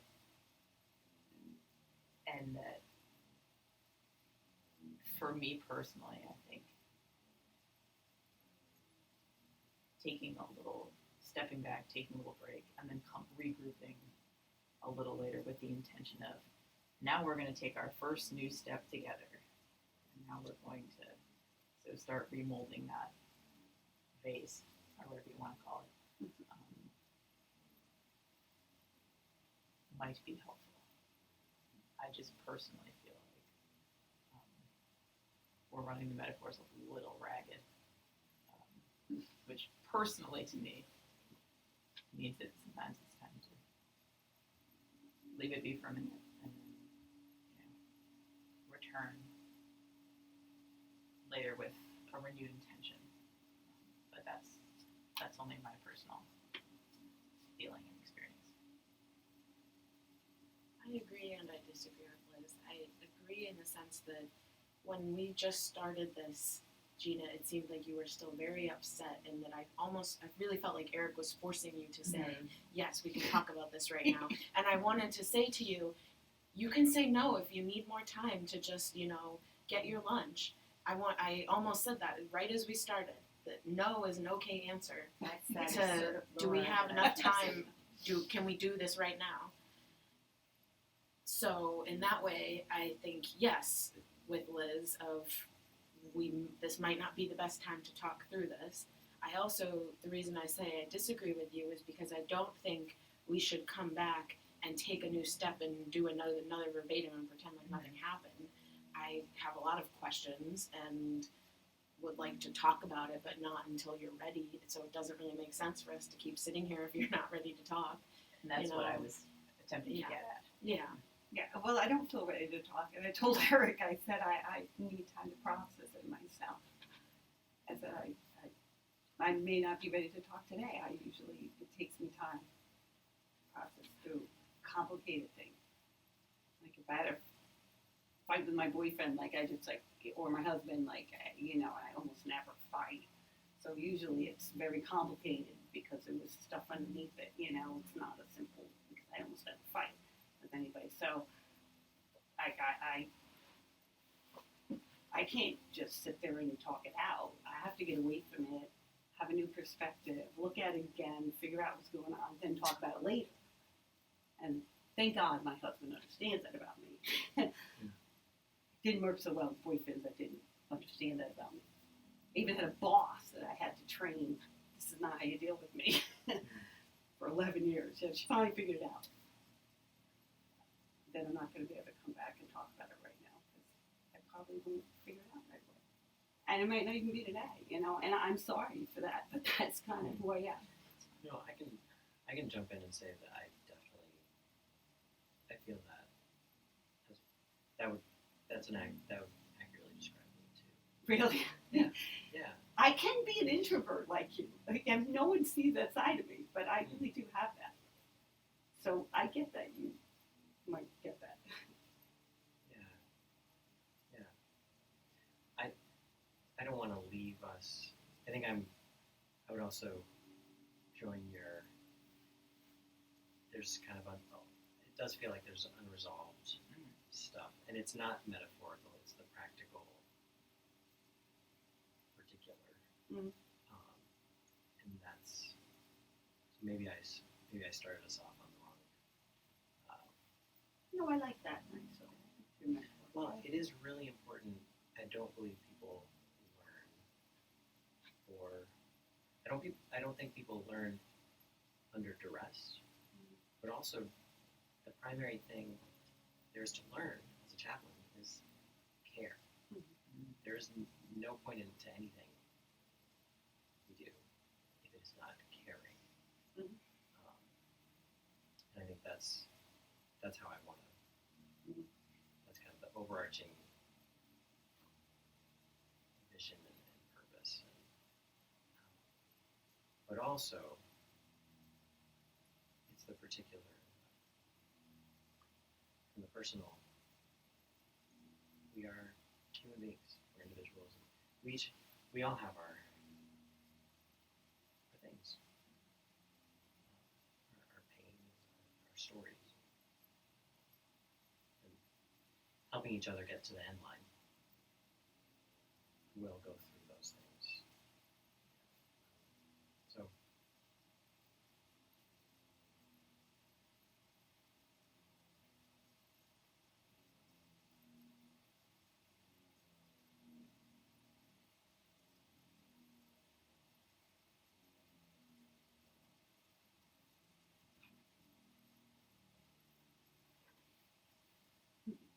Well, I get that you all have my best interests at heart, so that's a good thing. I do get that. Good. I wouldn't want you to leave here today, not. No. That would be, Yeah. especially since we don't Yeah. meet for a while. and Yeah, no. That's another. Yeah, I don't want to. Yeah, that was not, So, not what it was about. can I propose and ask, and no is okay. That's an answer. To take the next 20 minutes to address the particulars. It sounds like you had some thoughts, as well as how we can. I really want us to be with you, and to have a different. The last thing you expressed to the whole group before you left was basically I feel attacked and I need a moment. And can we come to a different? I don't want to leave us there as a group. So those are kind of the two pieces. Can we work on those for the next 20 minutes? And that was okay.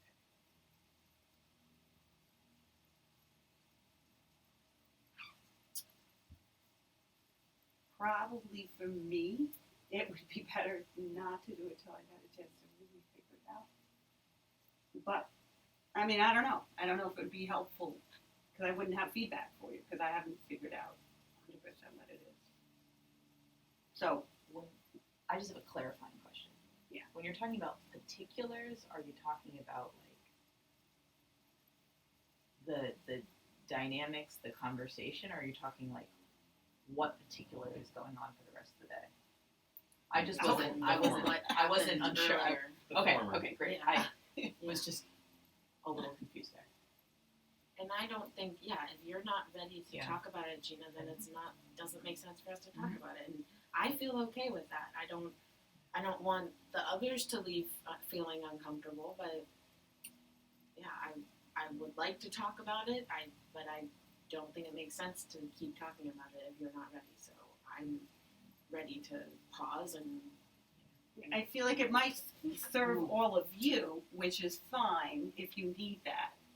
No. But it probably won't serve me right now. Then I want to do what is best for you, and as long as you're not leaving this day feeling like No. we have no. attacked you and that we No. have attempted to undercut you in some way. If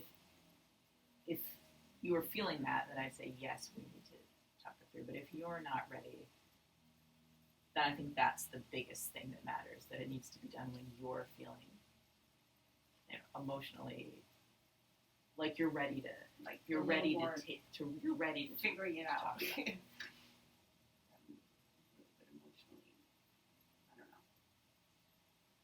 But understood by myself at least.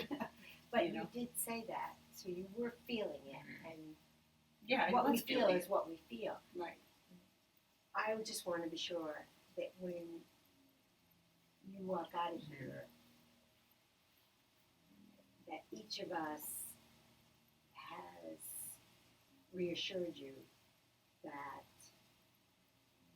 we want to take back whatever part of that, because that's on us, because that's not the intention. No, I know that. I know Okay. that. No. So no. it's important, we triggered something in you, so we have to own how we did that, because we could do that with a patient too.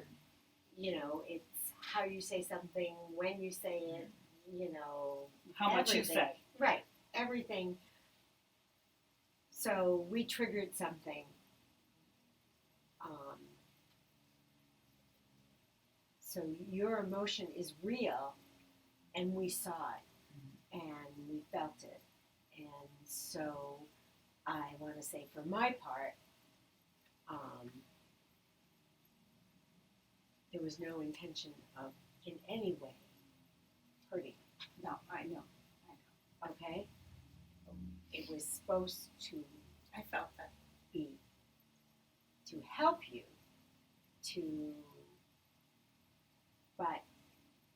but maybe we also need to learn a better way to help you. Not a better way, a different way, a different road. There are all the different roads. And so maybe we picked one that didn't work particularly well for you. And this is what happened. But that doesn't mean that we can't all find our way. Mhm. So, but, I want to own whatever part I have in it.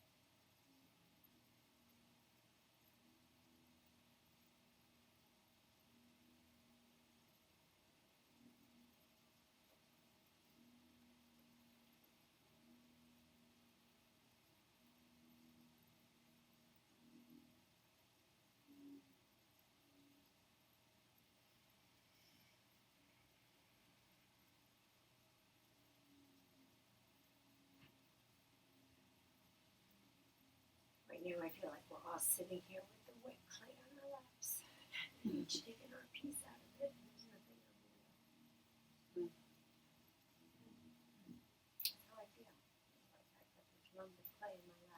feel like the clay's all there, and it's just we're not spinning the wheel right.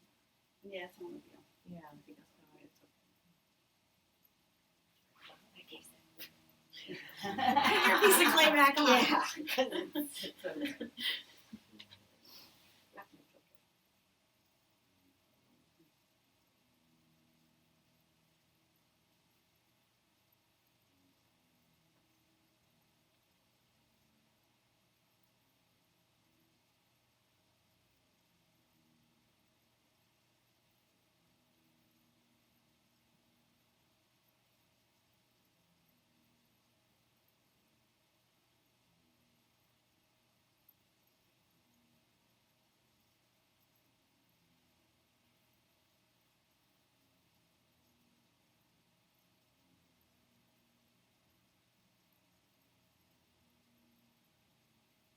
I feel like I pushed too hard. I've spun too hard. I don't know. Usually there's like it's a foot pedal, and I think you maybe pressed a little too hard on the foot pedal, so we swung out of balance. But Well, maybe everyone did, and that's why it felt attacked. If it was one person, it might have been okay. But it's okay because I know it won't be enough.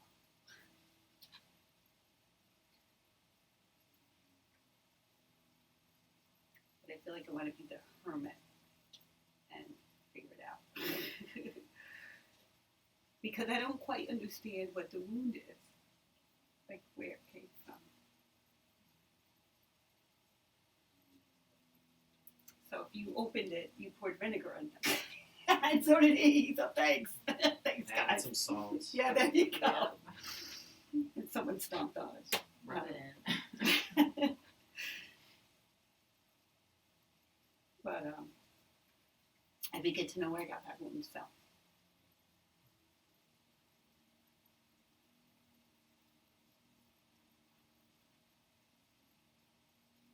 So hence the feeling to hermit. But I'm okay. It's okay. I know, like I said, I know you guys all met well. And you know, the point is taken. The points are taken. Let's sit with them. Figure it out. But I feel like I need to do that alone. First.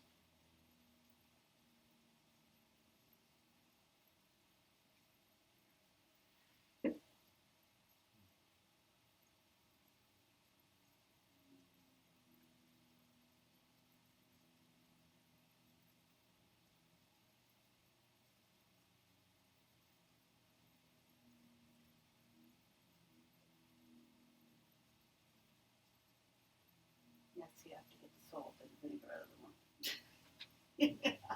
Have to clean it up. No, it's okay.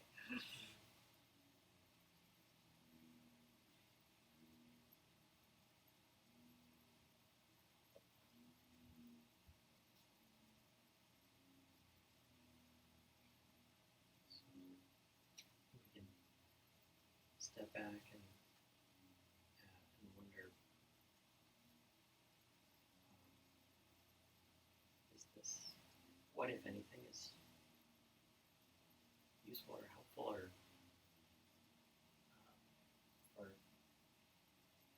for learning? What can we take away from this?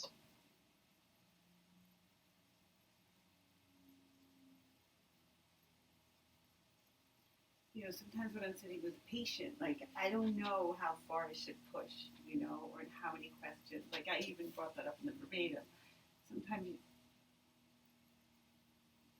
sense it might, like, you might want to go to your mind, and then I sense maybe it's not the right time, or, you know, I don't know. And you can push too hard, because I have another verbatim I'm working on. And when I said I was trying to piece together the conversation again. And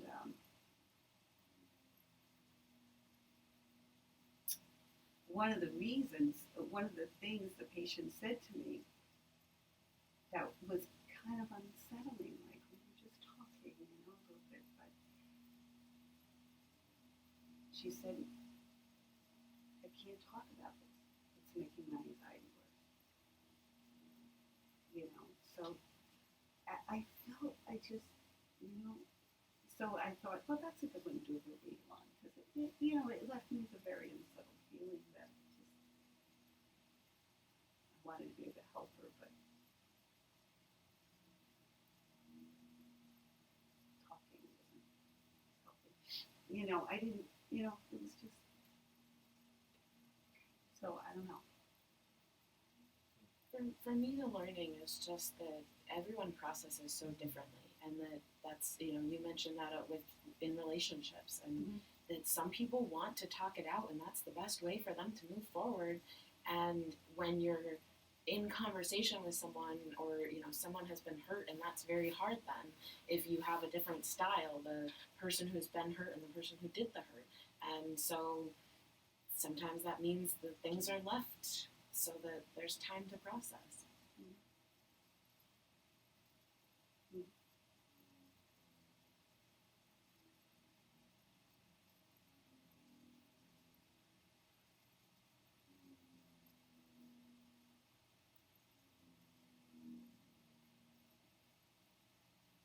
It's a delicate balance, right? Because you want to be gentle with people when we're caring for them, but then you don't know if you did enough. It's tough sometimes. Well, and it's a delicate balance, but we're not patients. We're caring for each other, but we're also making each other better. Right. And so that's where, it's more likely that we're going to hurt each other, because we're here to learn. We're not here to just be pals. Right.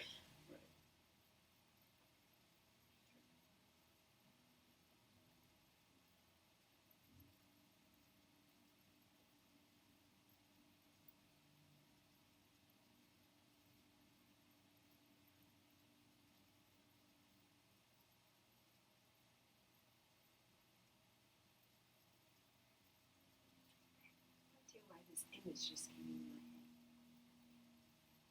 You know how when you watch those TV shows, lawyer shows? Oh. So Lawyer there's, shows. yeah, Okay. so Courtroom show? Yeah, Okay. my husband watches it. So there's the prosecutor and defense attorney, and they fight like ridiculously in the courtroom, and even walking out of court remarks, and then they're all in the same bar later having a drink, and I always think, how did they do that? They're so diametrically opposed in the courtroom, and really get into each other's faces, and then they go and have drinks later, and I think, But they're That's not always- emotionally invested usually in the case. Well, not always. I mean, they're not representing family always, They look right? like they are. no, Yeah, but they yeah. look like they are. They They're look like they very invested in winning. I mean, because I'm always amazed. The piece that fascinates me is even when they think their person's guilty, they tell them not to tell them because they don't want to know, but they defend them with such gusto. I mean, with everything, every piece of their body, every cell in their body. And, and they go after, and sometimes not even just after the person who's in the box, but each other, with objecting, and he's grandstanding, no, he's doing that, she's doing that. But then they go to the bar and they're all having a drink. Like, they just left it all in that courtroom, and I'm always so amazed at that. Almost not jealous, but like Yeah, but you're close. something. Like, how do they do that? What is that secret that you can be so on opposite sides and then leave it and come together? Yeah. And, and I mean, because they can't talk about the case or anything. They, Right. and they always say, "You mind if I drink?" "Oh no,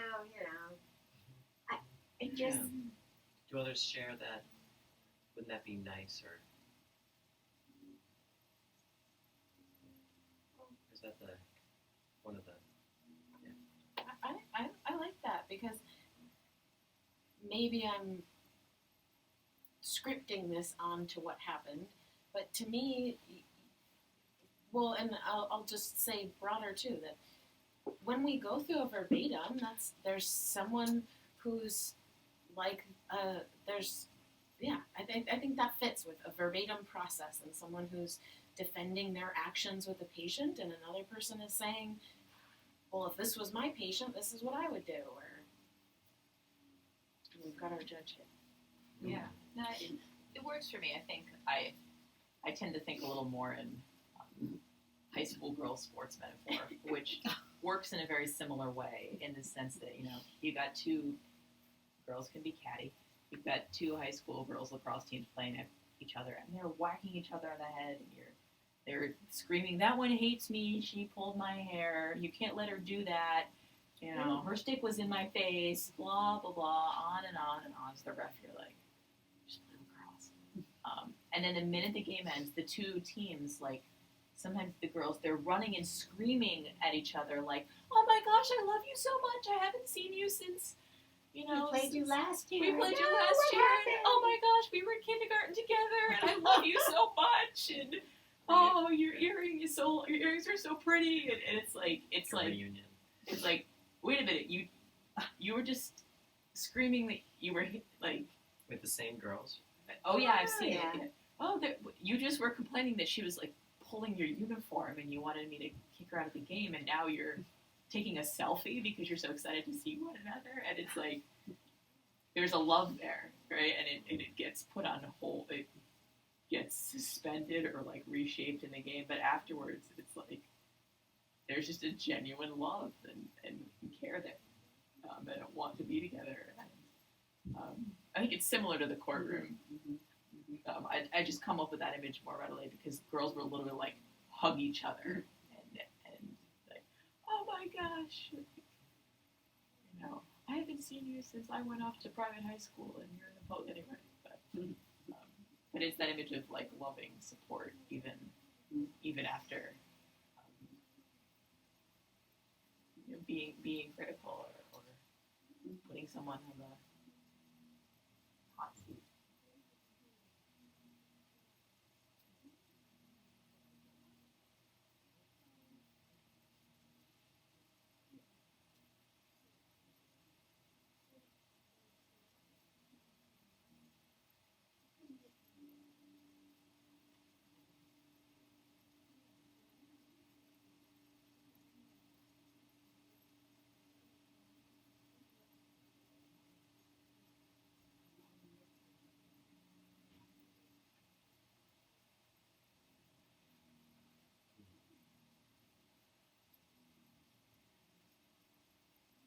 Let's just go around and share a word to describe either a feeling or how you would sum up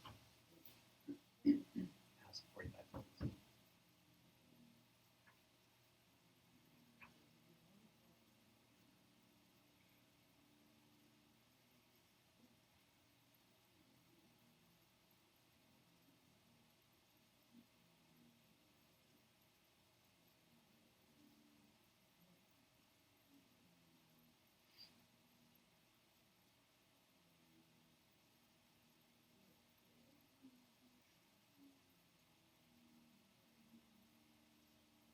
Curious.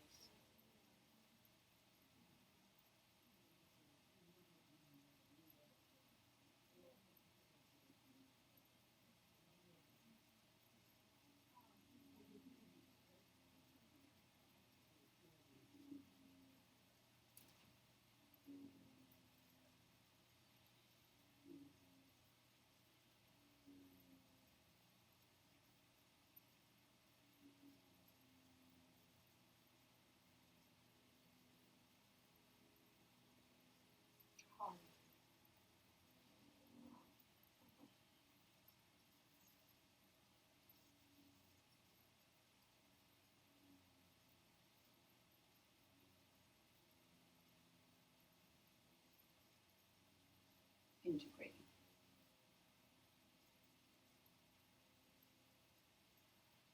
Unsettled.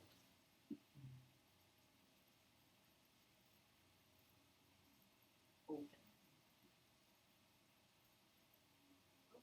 Open.